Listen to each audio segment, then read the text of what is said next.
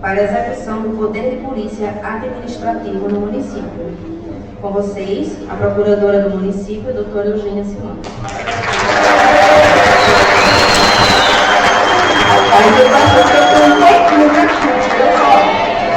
Como eu sou professora, eu vou ficar aqui bem à vontade, vou achar que eu estou na minha sala de aula, viu? Boa tarde, né, a todos e a todas. É um prazer enorme estar aqui com vocês. Eu quero agradecer a minha querida amiga Marta Lima, que não é um colega de trabalho, é uma amiga e faz um trabalho maravilhoso na cidade, né? Somos parceiras aí em vários projetos, né? Doutor Sérgio, Ministério Público, que está aqui também, que ajuda a gente nessa parte da fiscalização, né?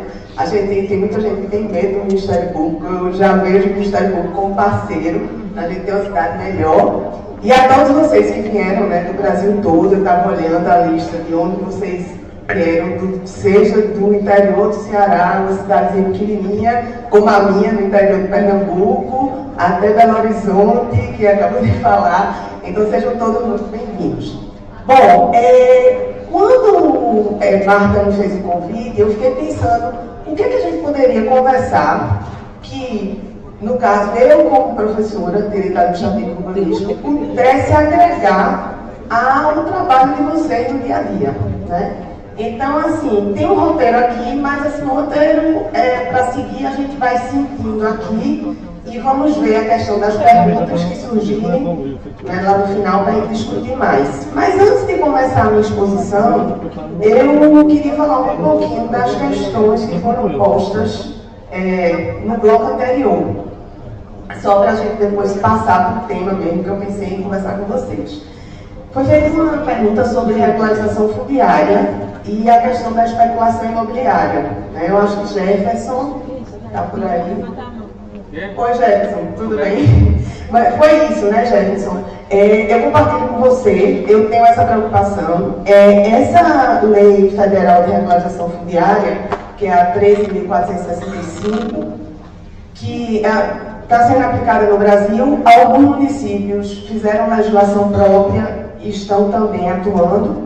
Aqui em Recife nós não temos lei específica, mas em razão de um estudo que nós fizemos na Procuradoria e de um parecer que nós lavramos, ficou entendido que a gente poderia aplicar essa lei de regularização fundiária, porque até pelos próprios dispositivos da lei, sem ser necessária uma legislação municipal específica. Então, nós estamos fazendo regularização fundiária em Recife, começamos a regularização com um decreto para dar essa publicidade.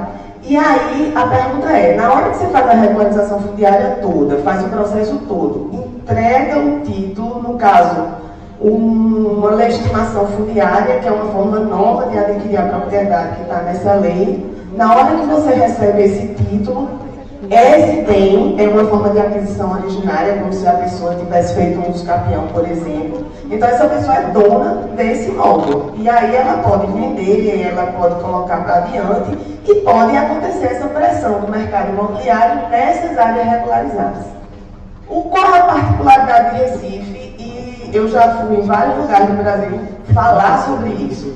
É que Recife tem uma particularidade porque nosso plano diretor exige que, para ter a regularização fundiária, a área tem que ser ZEIS. E aí, o que acontece? Na lei federal, tem um dispositivo lá no artigo 18 que diz que não precisa ser ZEIS para ter regularização fundiária. Só que Recife fez uma opção no seu plano diretor, que, pela própria Constituição, é o instrumento básico da política urbana, que para o município regularizar e fazer uma regularização fundiária de interesse social, tem que ser ZEIS. E esse dispositivo, ele não chegou a ser questionado judicialmente aqui.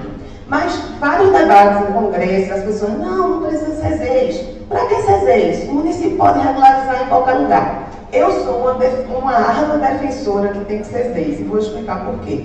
Exatamente para responder sua pergunta. Porque se eu não tiver uma limitação urbanística, como é a questão das ZEIS, que eu vou ter parâmetros específicos, limitações de construção, essas áreas que serão regularizadas, que serão custeadas pelo dinheiro de todo mundo, porque a regularização é custeada por todos, né? Uma regularização de interesse social. Eu tenho a regularização de interesse específico.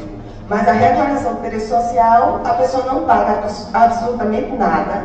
As compensações são o município que faz, a infraestrutura. Então, o que é que vai acontecer? A pessoa vai vender esse imóvel e vai acabar, talvez, na mão do mercado. Se você estiver com áreas ex, isso vai acontecer. Mas eu vou ter pessoas da mesma, digamos assim, faixa econômica, social, ou daquela mesma convivência ali, e eu vou manter aquelas características daquela coletividade. Então, assim, Recife exige que seja ZEIS, eu acho que é acertado, e assim, defendo esse ponto de vista. E aí a gente, não é que a gente afasta totalmente, mas dificulta um pouco mais. Mas eu já ouvi críticas, aí você vai deixar as pessoas pobres no mesmo lugar e não vão evoluir. Não, não é isso. Você vai permitir pessoas de uma camada econômica em áreas centrais da cidade, que é importante também, porque você tem a questão da mobilidade urbana. Enquanto esses trabalhadores estão perto ali do trabalho, você tem outras coisas que a cidade ganha. Mas aí eu não vim falar de regularização fundiária, a gente vai puxar, como são todos fiscais, auditores, né? Eu acho que a gente, talvez seja mais interessante a gente falar de poder de polícia, que eu acho que é uma coisa bem do dia a dia de vocês. E aí a gente vai começar a falar aqui de poder de polícia. As outras questões, meus amigos Zé e Glória responderam. Eu só queria lembrar, Zé, que eu acho que eu não sei se a terceira pergunta era desapropriação forçada por asta pública ou arrecadação por abandono, que são instrumentos diferentes, né? Então, assim, foi a única dúvida que eu tive, porque a gente tem a arrecadação por abandono, que foi o que Zé Fernandes explicou, e existe a desapropriação compulsória por asta pública, né, que é aquela que você leva a leilão o imóvel, e ainda tem a desapropriação sanção, que é a recorrente, como Glória falou, do parcelamento compulsório. Aí, para quem fez a pergunta, depois, se quiser me procurar, a gente conversa direitinho e esclarece isso. Bom, a importância da fiscalização urbanística para a execução do poder de polícia no âmbito municipal. Essa questão do poder de polícia, a gente, na verdade, quando a gente vai olhar para a administração pública, existem diversos poderes que a administração pública tem, e aqui eu não estou falando de poderes políticos, né, poder executivo, legislativo, judiciário, não. Estou falando daqueles poderes que a administração tem, que ela usa como instrumento para exercer a atividade administrativa. Todos vocês são servidores públicos e vocês sabem que no dia a dia a administração ela tem que lançar mão de uma série de poderes para atuar. Então, resumo, o que é que a administração tem como poder? Eu vou falar do poder de polícia, mas eu achei importante a gente traçar aí alguns poderes da administração só para a gente entender esse contexto. Então, a administração ela tem algumas situações de poder vinculado, que é aquele poder que a administração tem, onde ela não tem liberdade de escolher a sua atuação. Ela vai ter que atuar. Então, por exemplo, todo mundo é servidor público, quando completar 75 anos, o que é que vai acontecer? Tchau, casa. Poder vinculado, a administração não vai escolher, José é um excelente fiscal, vai ficar aqui comigo trabalhando. Não vai. Por quê? Porque vai ter que praticar aquele ato e vai ter que aposentar José. Né? Então, é uma situação que eu não tenho escolha de atuação. Poder discricionário, aquelas situações em que a administração ela tem uma escolha, ela pode fazer um juízo de conveniência, de oportunidade, escolher se vai atuar naquele caso, se não vai atuar. Por exemplo, vocês estão muito acostumados, vai ter um evento na cidade e alguém pede para fechar uma rua. Pede uma autorização ali, município, eu quero fazer um evento aqui na cidade, na minha rua, um arraial, e preciso fechar essa rua. O que é que você vai fazer? Vai avaliar a pessoa que tem competência para tal fim e vai ter a discricionariedade de entender se aquela rua deve ser fechada ou não. É uma rua que tem um hospital. Como é que eu vou fechar essa rua? Não tenho como. É difícil. Então eu não estou obrigada a fazer isso. Eu vou, no caso concreto, enquanto gestor, decidir pela conveniência e a oportunidade daquele ato, se eu devo ou não praticar. Então, eu estou diante de uma situação discricionária.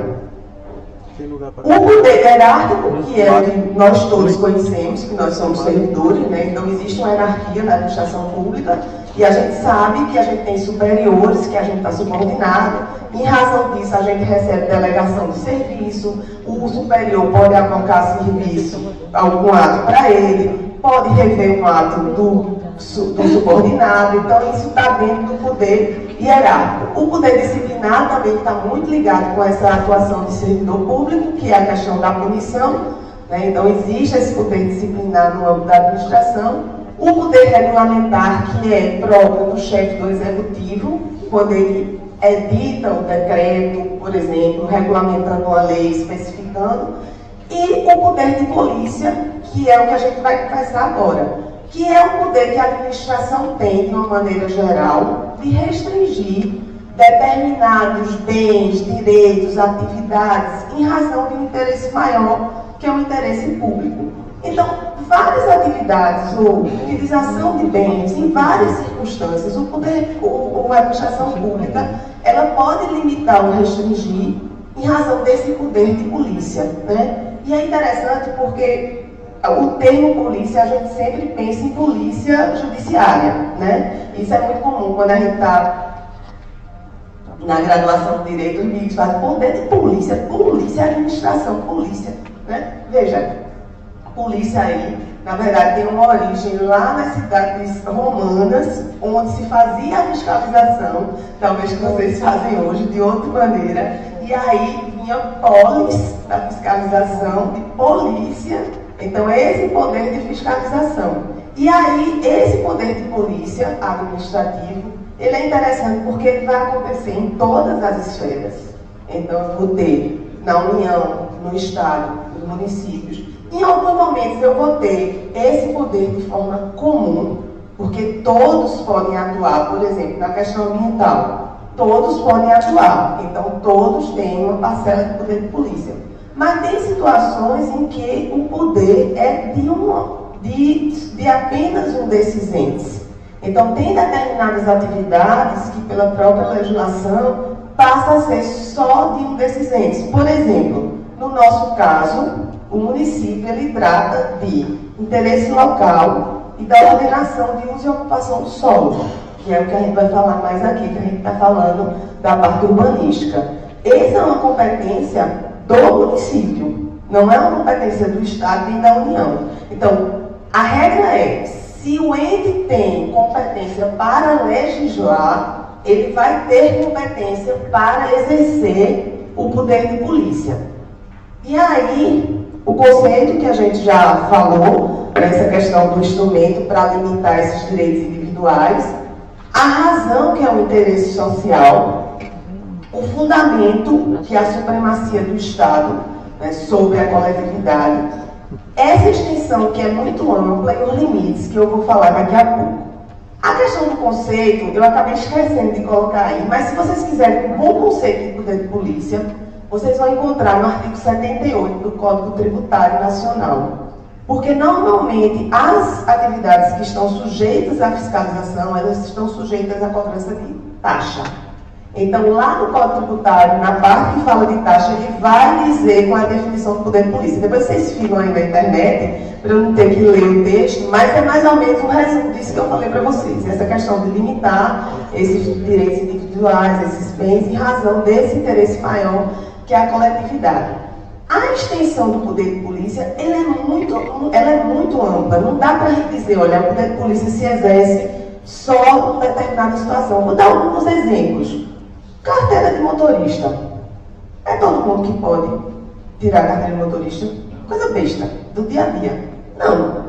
Você precisa ter uma idade. Você precisa fazer um curso. Você precisa fazer uma prova. Então, a carteira de motorista, ela é um exemplo clássico de exercício de poder de polícia. Você teria uma atividade livre, que seria conduzir um veículo, em tese. Qualquer pessoa fazer isso, mas o Estado vem e diz, não. Para você fazer isso, você tem que atender determinados requisitos. E assim acontece também com a nossa atribuição. Na questão urbana, na questão de fiscalização, as pessoas podem construir? Podem. Mas para elas construírem, elas precisam do quê? Licença. Para ela conceder a licença, ela precisa atender uma série de requisitos. Então, a atividade é a atividade de construir. Em tese, seria livre, mas na prática não, porque ela está sujeita a esse poder de polícia. Aí, quando a gente fala do poder de polícia, a gente fala tanto dos atos, né, esses atos de polícia que a gente diz que estão vinculados a esse poder, como o exercício mesmo do poder de polícia, que a gente vai ver daqui a pouco. Então, quando a gente fala disso, a extensão do poder de polícia ela é enorme. Eu vou ter em diversas áreas, em diversos setores. Eu dei 2 exemplos, mas a gente poderia passar a tarde aqui falando em situações, né, polícia sanitária, polícia de construção, a questão ambiental, poder de polícia ambiental. Então, assim, tem muitas esferas. A extensão é muito ampla. Só que essa extensão do poder de polícia, ela também tem uma limitação. Então, a administração, ela tem esse poder de polícia, mas o poder de polícia, ele está limitado. A principal limitação do poder de polícia é o direito individual. Então, no artigo 5º da Constituição, a gente tem vários direitos. E aí eu vou dar um exemplo que é muito típico quando a gente está diante de uma construção irregular e vai exercer o poder de polícia, vai demolir a construção. Tem alguém morando ali, tem uma casa. Então, esse poder de polícia já vai ter uma limitação, porque a própria Constituição diz que o domicílio é inviolável, só salvo flagrante, delito, etc. Então, já não vou conseguir fazer o poder de polícia. Salvo, né, a gente tem até um parecer, Marta, depois a gente pode até disponibilizar da Procuradoria, que é em situações de emergência. Mas, assim, tem que ser aquela emergência, aquele risco de vida, que você não consiga, né, realmente estabelecer esse limite. A regra é que você consiga. E mesmo assim a gente tem muita dificuldade. Porque às vezes você está com uma pessoa numa área de barreira, que a barreira está caindo, e você tem que tirar aquela pessoa, e aquela pessoa resiste. Como é que você vai fazer? Vai amarrar a pessoa? Então aí acaba, a gente tem que ir para o judiciário, pedindo ao judiciário para poder ter força policial, para poder conseguir todo o aparato, né? Então, a gente vai ter essa extensão e esses limites. Então, tudo que a gente falou aqui, a gente pode resumir que esse poder de polícia ele tem algumas características bem próprias. Então, a gente falou de discricionariedade lá no começo, quando a gente estava falando do poder discricionário. Então, existe uma característica de discricionariedade aqui, de escolha, quer dizer, quem está lá na ponta exercendo o poder de polícia, ele vai verificar no caso concreto se é possível exercer esse poder de polícia. Não é uma coisa que é obrigatória, eu tenho que fazer poder de polícia em todas as áreas. É interessante? Se for possível, é bom que se faça? Porque a gente desafoga o judiciário, porque a gente evita o Ministério Público ter que entrar com a ação. É bom, eu sou defensora do poder de polícia, e Marta sabe disso. Pode gravar. Não, mas é verdade, porque assim, o poder de polícia é uma coisa interessante. Só que aí a gente vai falar também como é que protege vocês no exercício do poder de polícia, doutor Sérgio. Porque na ponta também não é fácil para quem está na ponta exercer o poder de polícia, não. É difícil, muito difícil. Né? A gente está falando do mundo ideal. Né? Então, vamos no mundo ideal. Então, eu vou ter a discricionariedade sempre. Vou ter essa questão de dizer se vou atender ou não, se vou poder usar esse poder de polícia. Vou ter a alta executoriedade, que é inerente ao poder de polícia. Ou seja, se a administração decidiu usar o poder de polícia, ela não precisa ir ao judiciário, por exemplo, para pedir para usar. É algo que é inerente à administração, então alta executória. A coercibilidade, que é a possibilidade de imposição do poder de polícia, né, de ir lá e fazer cumprir. Só que existe uma dificuldade. Por exemplo, muitas vezes a gente não tem como fazer poder de polícia porque a gente não tem aparato, inclusive de proteção para os nossos funcionários, nossos servidores. O poder de polícia às vezes está emitido, a administração está decidida a cumprir, mas a polícia diz não, eu só vou se tiver uma decisão do juiz, né, Marta? A gente já viu isso várias vezes. Sem decisão do juiz a gente não vai. Que na verdade, por essa característica do poder de polícia, em tese, seria para ir. Na hora que a administração pedisse, né? E a gente sabe que a gente tem várias áreas vulneráveis na cidade, e com problemas, com tráfico de drogas, com outras situações que o servidor não consegue entrar, se não for com a polícia. Aí a polícia, sem ser do poder de polícia, né? A polícia mesmo, a instituição, né? E aí tem a coercibilidade, tem a legalidade, ou seja, eu tenho que atuar, mas a gente não pode confundir discricionariedade com arbitrariedade, que são duas palavrinhas parecidas. Então, o poder de polícia é discricionário, mas ele não é arbitrário. Ele tem que ser exercido dentro do que a lei determina. E aí, tem uma coisa muito boa aqui em Recife, que desde 2017, né, Marta, a gente tem uma lei que fala do poder de polícia, e isso deu uma certa segurança maior para a atuação de quem está lá no dia a dia, né? Porque antes de ter uma lei mais detalhada, a gente sabia, com base na Constituição você pode exercer o poder de polícia, é um poder inerente da administração, mas de qualquer maneira dá uma certa segurança. Você tem uma lei, e aí para os outros municípios também, uma lei com procedimento, com o que é que tem que ser feito, isso facilita, né? E a finalidade, que é a finalidade pública. Você não vai exercer o poder de polícia para perseguir ninguém, porque aí acaba tendo um desvio de finalidade, né? Então tem que estar bem caracterizada essa questão da finalidade pública. As condições de validade do poder de polícia, então eu tenho essas características todas, e para esse poder de polícia ser válido, o que é que tem que acontecer? A autoridade que determinar tem que ter competência para isso. Aí vocês podem me dizer, e quem é competente? A lei vai dizer, eu vou ter uma lei de organização administrativa e vou ter as competências e vou ter o órgão que vai ser responsável por isso, pela fiscalização, as pessoas que integram esses órgãos. E aí a gente tem que se lembrar que na administração pública a gente tem a administração direta e tem a administração indireta. A gente tem que lembrar que muitas vezes o poder de polícia não é exercido pela administração direta, mas é exercido pela administração indireta. Por exemplo, na questão de trânsito, durante algum tempo se discutia, se o trânsito não for da administração direta, for de uma autarquia, tem poder de polícia? Tem.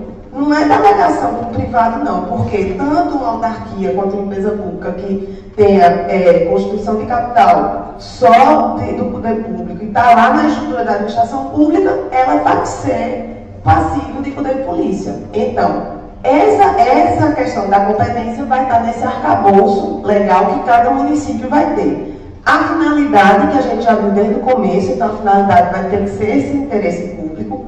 A forma, como é que ele vai se apresentar, porque a legislação pode dizer, olha, vai ter que ter um auto de infração, você vai ter que preencher o formulário assim, assim, assim, você vai ter que ter uma forma de você informar, comunicar aquela pessoa que o estabelecimento está interditado, que aquela obra está embargada. Então aí você vai para a legislação para verificar. Muitas vezes a lei, ela pode ser até omissa. Mas no direito administrativo, hoje em dia, é muito válido o princípio da realidade das formas. Ou seja, aquilo que já é usado, isso era uma coisa do direito do trabalho, que a gente traz do direito administrativo. Se aquele era, e por incrível que pareça, apesar de ter o princípio da legalidade, no direito administrativo também se é admitido o costume, desde que ele não vá contra a lei. Então, muitas vezes já é algo que está consolidado, instruções normativas, portarias, enfim.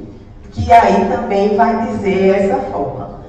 A proporcionalidade, então eu tenho que exercer o poder de polícia de forma proporcional ao que você está querendo limitar. A gente já viu que o poder de polícia é sempre ligado a essa limitação de um direito, de um bem, de uma atividade. Então, por exemplo, tem uma construção que está irregular. Aí a pessoa responsável diz assim, vai exercer o poder de polícia, mas a irregularidade é o muro. Estou dizendo um exemplo bem absurdo. Aí, a autoridade competente diz, é o comércio, e a autoridade competente vai lá e diz, olha, vá lá e faça a demolição da loja tal. Oi, o que estava errado não era só o muro que a pessoa avançou lá no logradouro público? Como é que eu vou demolir o estabelecimento? Qual a proporcionalidade dessa medida? Então, tem que ser proporcional à infração. A questão da legalidade dos meios utilizados. Então, eu sempre brinco com os meus alunos, eu digo, como é esse negócio de legalidade do meio? Veja, eu tenho que atuar de forma legal. Eu não posso, imagina, que é uma coisa bem absurda, imagina que alguém diga, olha, você vai lá, chega com o fiscal, você vai lá exercer o poder de polícia. Se o cara resistir, amarra ele, bota lá atrás da casa e faz a demolição. Veja, eu estou dando esse exemplo louco, porque não é isso, claro. Por favor, ninguém faça recorte quando estiver gravando, viu? Porque esse negócio de internet é um exemplo maluco. Por quê? Porque eu não posso fazer desse jeito, porque eu tenho que usar meios legais. Né? Eu não posso. Veja, se eu não consigo exercer o poder de polícia de forma administrativa, eu já vou ter que ir para o judiciário, né, Marta? Quantas vezes aconteceu isso? A gente tentou, o doutor Sérgio já viu a gente tentar em algumas situações, não consegue, a gente até quer fazer, porque Marta é corajosa, mas às vezes não consegue, por outros fatores externos, e aí o que é que acontece? Se não tem condições de usar os meios legais que a administração dispõe, aí tem que ir para o judiciário, não tem alternativa, tem que ir para lá, pedir ao juiz e pedir outros meios que não sejam os que a gente está acostumado. A motivação, que na verdade é a fundamentação, ou seja, quando se vai exercer o poder de polícia, tem que se motivar, tem que fundamentar com base em que você está utilizando esse poder de polícia? Qual é a lei? Veja, muitas vezes a fundamentação está no dispositivo legal, muitas vezes. Eu particularmente acho que o dispositivo legal fundamenta, mas precisa ter a descrição, porque a gente tem que pensar na pessoa que está na ponta. Ela precisa entender por que é que está sofrendo aquela restrição, digamos assim. Então, é interessante, mesmo que vocês façam esses autos de infração, imposição de multas, você está fazendo com base no artigo, mas assim, tenta formular de uma maneira que a pessoa consiga entender. Porque às vezes é um dispositivo legal que nem acesso a criatura tem. Né? Aí, como vai saber nem o que é que está acontecendo. Né? Então, assim, vamos pensar também no outro lá que está na ponta, porque eu sempre digo o seguinte, veja, no mundo ideal a gente não quer exercer poder de polícia. Não, o ideal era que a gente tivesse uma situação que a gente não precisasse. Todo mundo fizesse tudo perfeito e a gente não precisasse. Mas na hora que você precisa exercer de uma forma clara, de maneira que você demonstre que todas essas condições estão presentes, que é uma autoridade competente, que a finalidade ali é uma finalidade de interesse público, que a forma está sendo a forma que a lei determina, que está sendo uma medida proporcional, que a legalidade que eu estou usando dos meios é adequada e que é um ato motivado no sentido de ter uma fundamentação jurídica para eu estar fazendo aquilo, certo? E até porque, isso, veja, isso aqui, estando presente, vocês que estão na ponta, vocês estão resguardados. Porque qualquer coisa que aconteça, de questionamento em relação àquele ato, que pode acontecer, da pessoa ir para o judiciário e questionar que aquele ato da gestão não está correto, o município vai se defender. E consequentemente, vai defender vocês se está tudo certinho, está tudo certinho. Né? Então, assim, essa parte aqui é bem importante. Então, nessa atuação de vocês, essa atuação da fiscalização urbanística, a gente já viu que a gente tem um poder de polícia aí enorme em vários setores, a gente vai ver que o município, quando ela está agindo, ele está agindo para garantir esse ordenamento urbano. Então, esse ordenamento urbano, a gente vai conseguir aplicando as normas urbanísticas. Então, plano diretor, lei de uso, exemplo, né? Lei de edificações. Quem tem competência para legislar, tem competência para exercer o poder de polícia. Então, quem legisla sobre a ordenação urbana? Está lá no artigo 30 da Constituição. É o município. Então, quem tem competência para exercer o poder de polícia? É o município. Em matéria ambiental, você pode ter aquela competência comum, porque todos os entes são competentes na questão ambiental, mas aqui não tem dúvida, é nossa competência, a competência do município. Nesse caso, na prática, você vai evitar ocupações irregulares, danos ao meio ambiente urbano. E aí, tem uma coisa interessante, eu sei que é muito difícil, porque a gente que está na gestão pública, a gente sabe que às vezes a gente tem maquinário, não tem dinheiro para fazer aquilo. Porque, às vezes, se você for exercer o poder de polícia, você não tem local para deixar equipamento, você vai ficar responsável, se você vai fechar um estabelecimento. Então, tem uma série de coisas que realmente é muito difícil na prática. Mas o que é que acontece? Se o poder de polícia ele é exercido de forma imediata, de forma que você não deixe a situação se consolidar, isso aqui eu estou falando para todos os municípios, a gente não está falando aqui de Recife, a gente está falando de todas as cidades, todos os municípios, e que tem cidades, principalmente cidades grandes. Né? Nas cidades menores, a gente talvez diga assim, isso aqui não tem problema porque a cidade é pequena, não tem problema nenhum, mas não tem problema hoje. Daqui a um tempo, o descontrole urbano, ele não escolhe tamanho de cidade. Né? Então, o que é que acontece? O poder de polícia, essa atuação imediata, ela também conduz ao cidadão a estar mais atento. E às vezes eu penso, sabe, que a gente tem que ter uma coisa que a gente precisa, que é, e eu acredito muito nisso, a gente tem que tentar ver se a gente não tem uma atividade tão repressiva. Às vezes as pessoas fazem as coisas porque é uma situação, a única forma que tem que fazer. Você vai para uma área de baixa renda, hoje talvez até menos, não sei, mas há alguns anos atrás você sempre tem aquela pessoa que é mais humilde, que tem uma casa, que até pode ser uma casa regular, mas aí daqui a pouco casa um filho, aí faz um puxadinho e coloca ali atrás.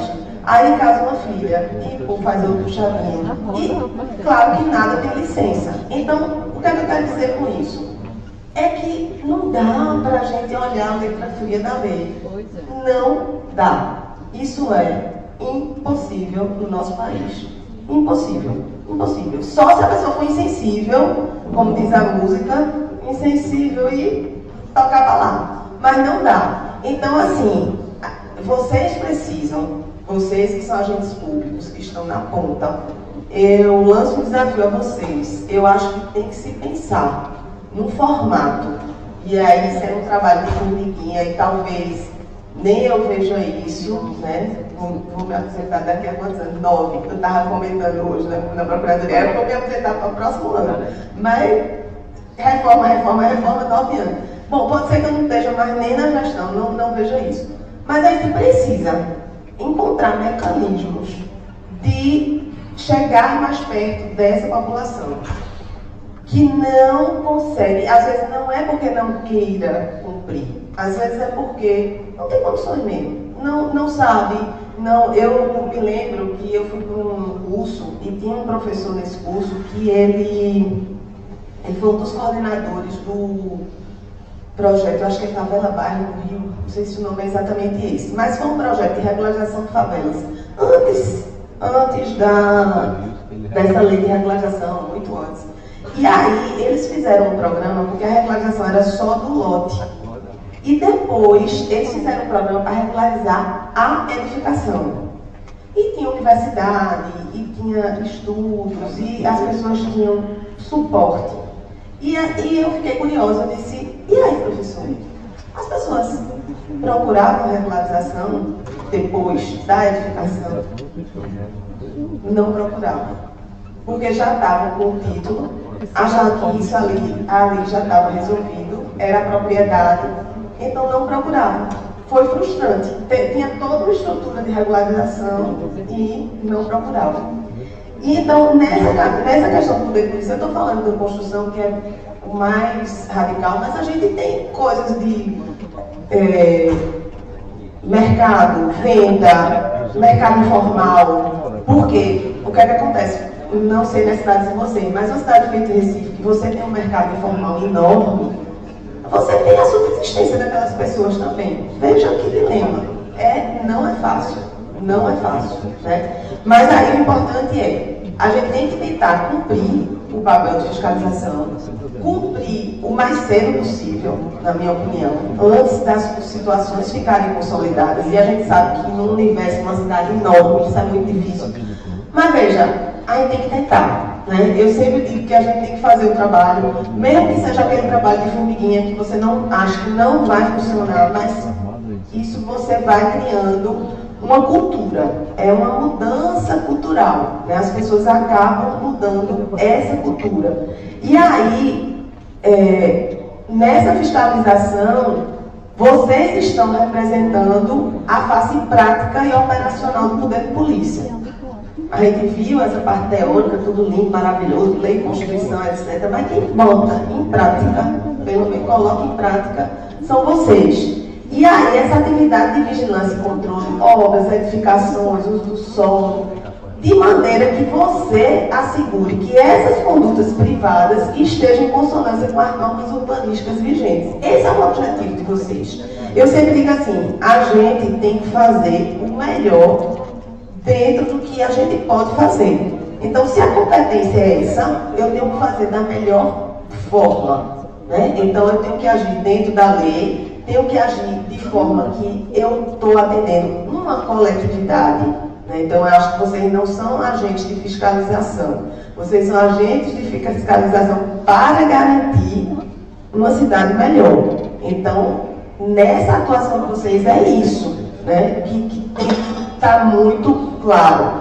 E essa atuação é essencial para garantir o cumprimento das normas locais, que, em último caso, é garantir o que a Constituição diz, no artigo 30, a competência do município para ordenar o uso e a ocupação do solo, e o 182, que é o planejamento do desenvolvimento urbano, que também é do município. Aqui, eu botei alguns exemplos assim, tem muito mais do que isso, mas verificar o cumprimento de projetos aprovados, licenciados, que não é fácil. Eu me lembro de uma vez lá na Procuradoria, chegou um momento tão interessante, eu passei muito tempo no contencioso, né? Hoje em dia eu sou do consultivo, assim, eu chefio uma Procuradoria que tem o consultivo e o contencioso. E quando eu era procuradora de base, chegou um caso para mim, o cara tirou uma bíce de um prédio, certo? Tirou uma bíce. Aí tinha a área verde. Beleza, área verde. Ok. O que aconteceu? A construtora fez a área verde, só que tinha uma piscina embaixo.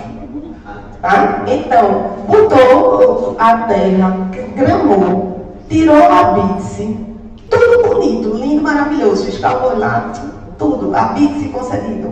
Quando foi daqui a pouco, o condomínio foi lá, tirou. Só que eles não contavam que no primeiro andar era uma senhora que odiava barulho. E a piscina dela estava exatamente embaixo da varanda dela, que era um jardim, foi uma piscina. Aí, fiscalização, veja, não dá para exercer o poder de polícia numa situação dessa. Judiciário direto, é impossível fazer o quê? Não tinha como. Judiciário. Claro que o condomínio tinha que tirar a piscina, porque estava retirando a área verde do prédio. Mas o que eu estou querendo dizer? Veja como é difícil a fiscalização. O fiscal foi lá. Como é que você ia saber que tinha uma piscina ali embaixo? Diga aí, que astúcia. Né? E tinha. Né? Então, é impressionante. Identificação de construções clandestinas ou em desacordo com a legislação. Aplicação de medidas corretivas como embargos, demolições, proteção do patrimônio cultural, histórico e ambiental, que numa cidade como Recife talvez seja o mais difícil. Doutor Sérgio, eu não sei o que é que eu faça mais, sinceramente, não sei. Porque a gente não encontra o dono, a gente não encontra o filho do dono. Eu fui conversar com o Ministério Público Federal, por causa de uma área de tombamento. O procurador da Rua disse, olha, eu conheço há muito tempo. Quando você encontrar a solução, você me liga, eu digo, eu estou pedindo ajuda a todo mundo, porque isso aqui a gente não consegue. Mas eu acho que agora a gente vai conseguir. Sabe como? Que a gente vai começar a conseguir botando esses imóveis para leilão. Na hora que a gente começar a vender, e a gente já conseguiu primeiro, o juiz já deu uma decisão para a gente, porque assim, tem um dispositivo do Código de Processo Civil que diz que se, principalmente nas ações de obrigação de fazer, se todas as medidas determinadas o que o juiz pode adaptar, quaisquer medidas, é uma coisa bem genérica, acho que é o 427, com o objetivo de solução da demanda. E nesse caso já tinha a sentença, já tinha tudo, e a gente não consegue intimar que a pessoa sumiu, desapareceu, e aí a gente pediu para aplicar esse dispositivo, como disse que pode atender outras demandas, pediu para o imóvel para leilão. Quando for, eu vou lhe avisar, doutor Sérgio, porque se a gente conseguir, eu já disse lá no menino, pessoal, porque esse foi um trabalho de equipe, Se a gente conseguir leiloar o primeiro, os outros vêm atrás. Porque vai dizer, meu filho, olha, se você não cuidar do que é seu, a prefeitura vai mandar leiloar e vai alguém comprar para cuidar. Aí, no instante, vai aparecer alguém, entendeu? Vamos torcer para que isso dê certo, que aí vai diminuir o trabalho de vocês também. Mas vamos lá. Então, e prevenção de riscos à segurança, à salubridade e ao bem-estar da população. Em caso de irregularidade, aí algumas coisas que vocês já estão acostumados, né? Notificação, advertência, multa. A multa não é auto-executória, então a gente tem que executar mesmo, não tem como. Mas em caso de obra, demolição, interdição de estabelecimento. E aí, aquilo que eu falei para vocês, é importante o procedimento administrativo, né? Se tiver uma lei, melhor ainda, porque você sabe onde balizar o seu procedimento, de forma a assegurar o contraditório e a ampla defesa. E aqui tem uma coisa interessante, porque a gente sempre discute, para exercer o poder de polícia, eu preciso concluir o processo administrativo, né, Marta? A gente sempre está nessa discussão. A regra é que sim, você vai dar os prazos, você vai notificar, vai pedir para a pessoa fazer, etc. Se ela não fizer, você vai lá exercer. Mas pode ter situações, e aí na nossa lei a gente tem bem claro algumas situações onde eu não vou esperar esse processo administrativo. Vai até ter um processo, mas vai ser posterior. Exerce o poder de polícia e depois faz o procedimento. Mas aí tem que ficar bastante garantido o contraditório, a ampla defesa e a proporcionalidade e a razoabilidade do processo, né? Para poder a pessoa não alegar ilegalidade. Bom, então, chegando ao final, na conclusão é que essa fiscalização urbanística é essencial para a função social da propriedade. Por quê? Porque a gente, essa questão da função social da propriedade, por que é que eu trouxe aqui? Dei o exemplo do prédio lá que está em abandono, que a gente não consegue que a pessoa restaure, fiscaliza, multa, vai lá, entra com ação judicial. A própria Constituição Federal diz que a propriedade é garantida, mas tem que cumprir sua função social. E cumprir a função social é que essa propriedade ela tem que atender o interesse da coletividade.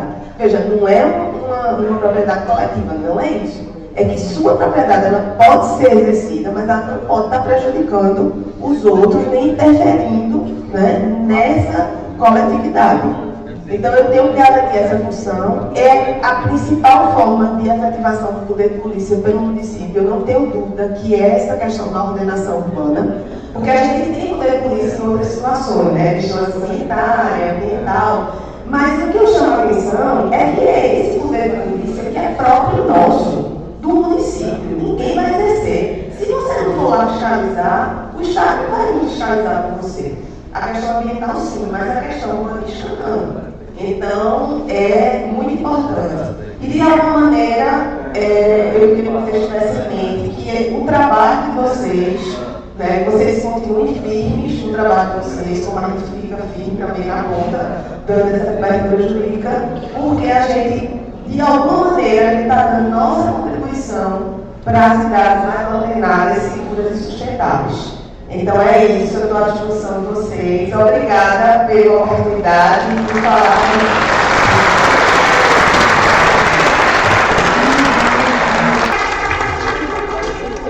Obrigada, doutora Eugênia, pela palestra.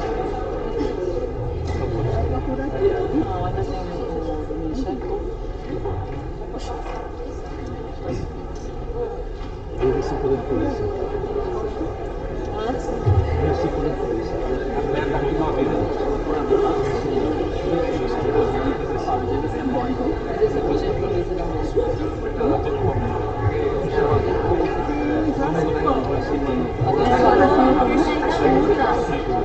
Fazer a pergunta é Marcos Souza, de Vitória do Espírito Santo. O limite é o artigo 30 da Constituição Federal. Em relação à pessoa jurídica, existe uma delimitação derivada para o poder de polícia? Se eu entendi. Se no caso da pessoa jurídica eu tenho algum limite. É isso a pergunta? Veja, o que é que acontece? regra, não. Eu posso exercer o poder de polícia, porque uma das características ali do artigo 5º é a residência. Só que aí tem que ter cuidado para ver a situação prática, né? Porque você pode ter uma situação, por exemplo, que é muito comum, não sei, é Vitória, né? Não sei, Vitória, sinal, sua cidade é linda, viu? Pouca gente conhece, mas a cidade é muito bonita. O que eu acho é que, sim, aí voltando, tem que ter cuidado, porque é o seguinte, você está dizendo, é uma pessoa jurídica, mas, vamos lá, é uma pessoa jurídica, mas se a atividade está sendo exercida na residência, é muito comum, e eu acho que agora, com essa coisa de MEI, de você poder ter atividades de baixo risco, não sei como é que está a legislação de vocês, no município de vocês, em residência, então, assim, tem que ter cuidado na situação prática. Então, qual é a sugestão que eu dou? Quando vai ter o exercício de poder de polícia em relação à pessoa jurídica, você não tem essa limitação tão clara como você tem em relação à pessoa física, residência, etc. Mas tem que verificar no caso concreto, né? Ver o caso concreto para não correr o risco de exercer um poder de polícia. Por exemplo, veja um problema, você exerceu o poder de polícia acreditando que ali era uma pessoa jurídica, só que eu tenho uma residência ali também. E aí a pessoa vai para o judiciário, vai pedir uma indenização ao município, porque vai dizer, ó, meu domicílio é inviolado e eu moro aqui onde eu exerço minha atividade. Eu estou problematizando, claro, isso é coisa de advogado, nem problematizar, mas por isso que eu estou dizendo que essa resposta não é uma resposta binária, sim ou não. Vai depender do caso concreto. Aí, se vocês tiverem dúvida, eu acho que o melhor é vocês consultarem o jurídico de vocês. Houve dúvida, eu sei, a gente sempre diz isso, né, Marta? Houve dúvida no exercício do poder de polícia, não exerce, consulta se tiver procuradoria, a procuradoria, se não tiver, consulta a assessoria jurídica. Por quê? Porque você está respaldado. Você está fazendo, se claro, não é tudo que você vai perguntar, porque tem coisas que são muito óbvias, que não precisa. Por exemplo, que a gente está discutindo um dia desse, era uma construção que estava no início da construção. Estava a construção. Tem dúvida? Não tem dúvida. A construção está ali iniciando, eu não vou ter limitação nenhuma. Vou lá. A limitação que pode existir é eu não ter o maquinário, não ter dinheiro para fazer aquilo, pode ter algumas outras coisas, mas do ponto de vista legal, não. Então, é isso. Cuidado para não dizer, é pessoa jurídica que eu posso fazer de qualquer jeito. Vai ter que verificar também.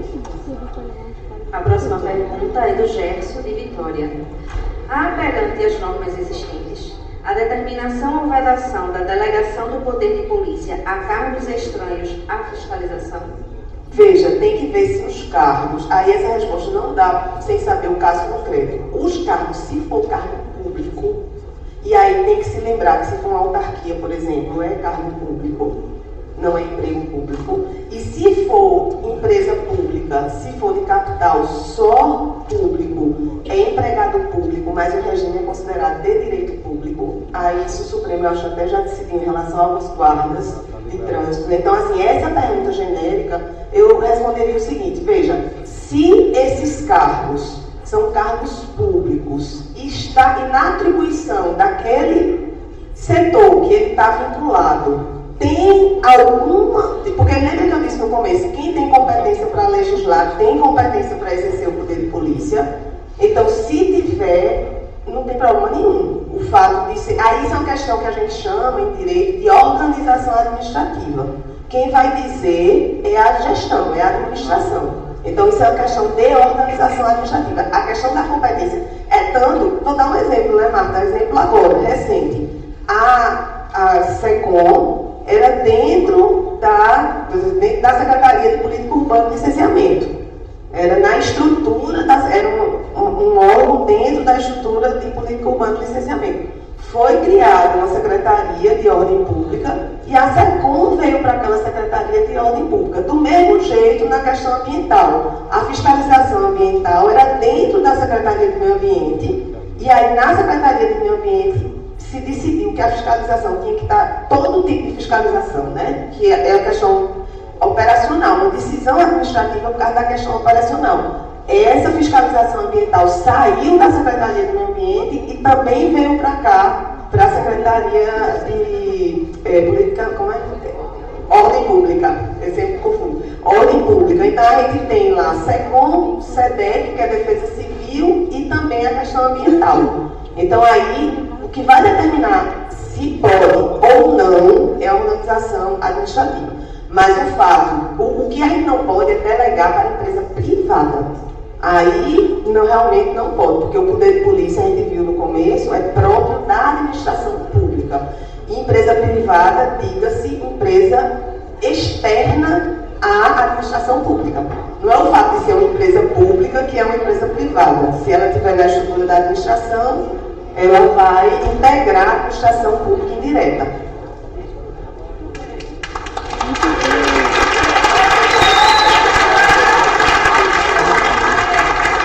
A terceira pergunta é do Marco Antônio Medina, fiscal de controle urbanístico e ambiental de Belo Horizonte, Minas Gerais.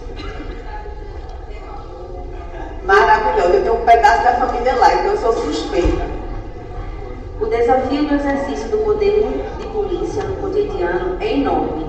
Como o fiscal deveria aplicar o bom senso proposto na palestra sem que venha a ser acusado de prevaricação e descumprimento do dever funcional? Também gostaria de saber como você enxerga o enfraquecimento do poder de polícia pelas leis de liberdade econômica. Vamos por parte, né? Vamos dividir aí. Eu sempre digo o seguinte, eu sou servidora pública como vocês. Na nossa atuação, a gente sempre vai poder ser questionado, né? E principalmente quando vou falar da minha atuação para poder falar da vocês, fiscal. Quando eu vou dar um parecer, por exemplo, eu dou um parecer, eu boto minha assinatura ali. Um parecer é uma opinião que vai nortear uma atividade da administração. Suponhamos que o doutor Sérgio, que é membro do Ministério Público, discorda do meu parecer, por algum motivo. Veja, é uma opinião. O que é que eu digo? E digo, agora a gente recebeu 3 procuradores novos e as pessoas têm muito medo de dar parecer. É muito melhor trabalhar no contencioso quando você entra num setor desse, porque no contencioso, o que é que você vai fazer? Responder na justiça. Você vai só contestar as ações, entrar com agravo, recurso, que foi o que eu fiz quando eu entrei na Procuradoria. Passei 14 anos fazendo isso. Dá um parecer, você está botando sua assinaturazinha ali. Do mesmo jeito que você fiscal está botando sua assinaturazinha ali. Corre o risco de alguém vir indagar que aquele seu parecer não está correto? Corre. E aí o que é que eu digo? Veja, quando eu dou um parecer e coloco minha assinatura, se o doutor Sérgio amanhã disser assim, Eugênia, eu preciso entender aqui esse seu parecer, eu vou lá, pode ser até que eu esteja errada, mas eu vou ter uma fundamentação jurídica para defender aquilo que eu assinei. Então, respondendo sua pergunta, se você está fiscalizando e você acha, vão alegar que eu prevariquei aqui porque eu não fiscalizei corretamente, você tem que registrar tudo. O que é que a gente diz aqui para os fiscais nossos? Tem que relatar, tem que botar testemunha, tem que tirar foto. Minha gente, a gente tem um celular, hoje em dia com celular, imagina isso 70 anos atrás. Então você tem que registrar tudo. Por quê? Porque se alguém engagar, por exemplo, vamos lá, você era para exercer o poder de polícia, chegou lá com embargo para embargar uma obra. O cara estava com revólver, já aconteceu isso várias vezes. O cara estava com revólver na frente da obra. Como era que você exerceu o poder de polícia, minha gente? Não tinha como. Impossível. Aí você vai fazer o quê? Você vai relatar, aconteceu isso, o dono da obra estava com um revólver aqui e eu não consegui. Vai chamar duas testemunhas, a pessoa vai assinar, você não prevaricou, porque você não conseguiu exercer o poder de polícia. Claro que é diferente de você estar com embargo, chegar lá, claro que eu estou dizendo isso, um exemplo que eu espero que cada vez mais ocorra menos, mas que a gente sabe que houve algum momento que isso era muito comum, e a pessoa vai lá cumprir e diz, não, para não cumprir você me dá tanto e eu não vou cumprir. É bem diferente, né? É bem diferente. Então, assim, se você não conseguiu cumprir por qualquer motivo externo à sua vontade, registre. Deixe isso bem claro, porque você não vai ser acusado de prevaricação. E aí, tem uma partinha final, né? Que eu não respondi, eu acho. Porque tem uma partinha final da pergunta. Também gostaria de saber como você enxerga o enfraquecimento do poder de polícia pelas leis de liberdade econômica. Veja só, em relação à liberdade econômica, a gente resolveu mais ou menos aqui em Recife. Vou dizer como foi que a gente resolveu, exatamente por causa disso. A lei de liberdade econômica abre por uma série de atividades que não precisa de licenciamento. A lei é federal, né? O que é que a gente entendeu aqui? A gente entendeu que mesmo a lei sendo federal, o município precisava editar um decreto dizendo o que para ele não precisa de licenciamento. Veja, tem município que aplica a lei automaticamente. Vai lá e aplica automaticamente. Nós não estamos fazendo isso. A gente tem um decreto, e já foi reeditado esse decreto várias vezes. Por quê? Porque muda, né? Surgem outras atividades, onde, nesse decreto, eu vou ter todas as atividades que, para o município do Recife, são consideradas de baixo risco, e também de médio, que aí, no caso de médio risco, na verdade, é um licenciamento autodeclaratório, que você pode fiscalizar depois. E aí, com isso, não vai ter enfraquecimento do poder de polícia. Por quê? No nosso caso, porque você só vai fiscalizar aquilo que não está liberado sem licenciamento. Compreenderam? Então, assim, essa lei é bem questionável. No começo, eu confesso que eu fui bem contra, assim, dizer, meu Deus, como é que a União se metendo no negócio do município? Porque licenciamento é basicamente do município.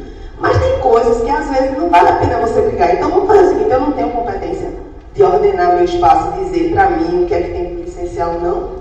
Lista, e vocês vão fiscalizar o que tiver sujeito a licenciamento. O que não tiver sujeito a licenciamento, paciência.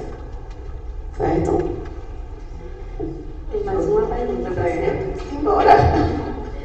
É sobre... Eu nem gosto de falar, né, minha gente?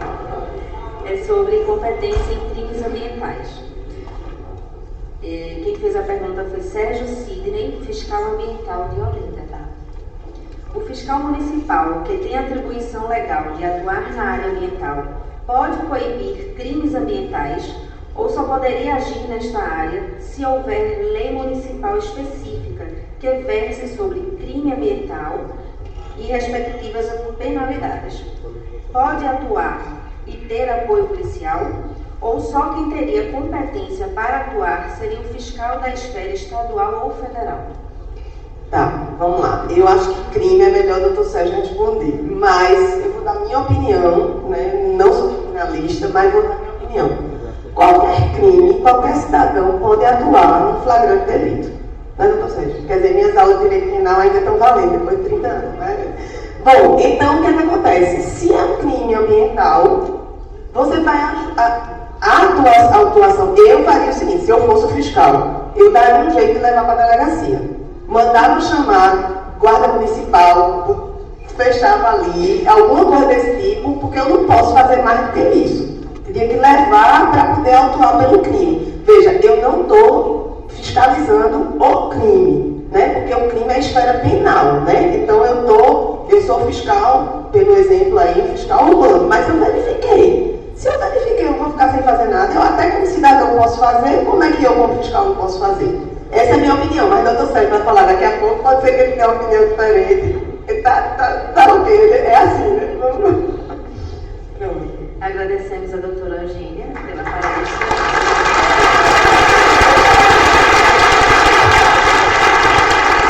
Convidamos aqui agora Cíntia Soares Paier, presidente da Associação dos Fiscais de Fortaleza, para entregar a lembrancinha para a doutora Eugênia.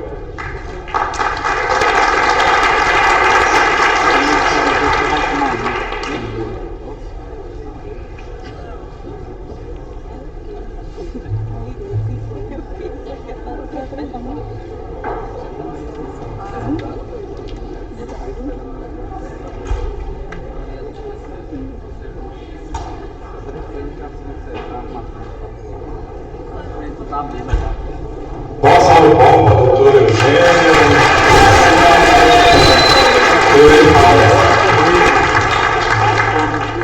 Pessoal, antes de passar para o doutor Sérgio, nosso próximo convidado, deixa eu só fazer umas observações aqui. A limitação das perguntas é questão apenas de tempo, tá bom? Por isso a gente tem o QR Code. a pessoa faz a pergunta e lembrando, todas as perguntas serão encaminhadas aos palestrantes para que eles respondam a posterior e todas as respostas serão divulgadas amplamente, ok? Segundo ponto, alguns colegas não estão conseguindo pelo QR Code, porque foram excluídos do grupo automaticamente, porque no grupo é o mesmo número que a gente usou em Búzios, tá bom? Então quem não estiver conseguindo acessar, me procura ou procura o Cleberson ali fora, para poder voltar para o grupo, para poder, Eveline também, né? Tá? Tem ali, procura Eveline que está aqui, para poder voltar para o grupo, para poder fazer as perguntas.